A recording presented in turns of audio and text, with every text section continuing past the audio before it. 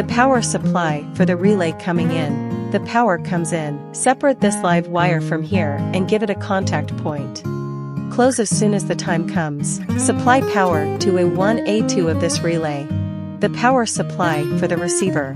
The load. When this power supply is closed, after the A1A2 coil is powered on, this section is connected to the power load.